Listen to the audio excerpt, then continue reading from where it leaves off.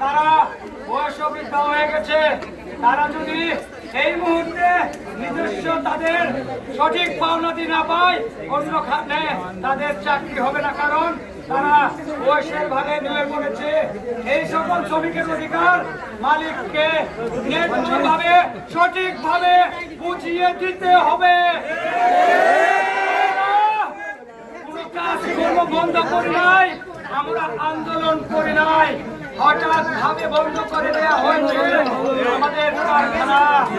শ্রমিক ভালো থাকলে এই দেশের অর্থনীতি ভালো থাকবে, শ্রমিক ভালো থাকলে ভালো থাকবে বাংলাদেশ। আমরা শ্রমিক, আমরা আমাদের ঘাম ঝরিয়ে মাথার ঘাম পায়ে ফেলে আমরা কিন্তু পরিশ্রম করে পয়সা নেই। আমরা কোনো মাগনা ভিক্ষা চাই না কারো কাছে, অধিকার চাই, আমাদের ন্যায্য পাওনা চাই, আমাদের পাওনা আমাদের দিয়ে দিতে হবে। আপনারা সবাই স্লোগান দিলেন,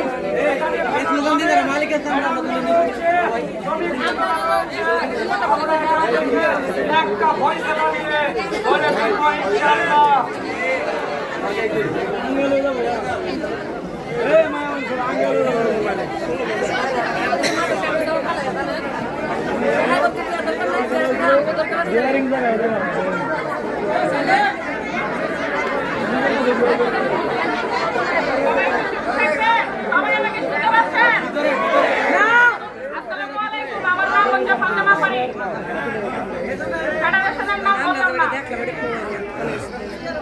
আমার নামটাই যথেষ্ট, নামটাই মনে রাখবেন।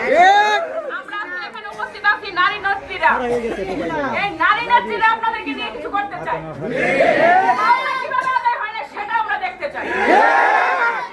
ওই পুরুষ শাসিত সমাজে আমরা নারীরা আপনাদেরকে কত দূর আগাইতে পারি এটা একটু দেখা যাচ্ছে। এত কথা বলার দরকার নাই। আমরা এখানে কেন আসছি? দাবি আদায়ের জন্য। দাবি আদায় না হলে ঘরে ফিরে যাব না। দাবি আদায় না হলে আমাদের ওই স্লোগানটা কিন্তু আমাদের দাবি, আর ওটাই আমাদের কথা। কথা হবে স্লোগানে, সবাই ধরবেন, ঠিক আছে? দুনিয়ার মাতা, দুনিয়ার মাতা, এক হও, লড়াই করো, দুনিয়ার মাতা, লড়াই লড়াই চাই, লড়াই করে বাঁচতে চাই, লড়াই লড়াই লড়াই চাই, লড়াই করে বাঁচতে চাই।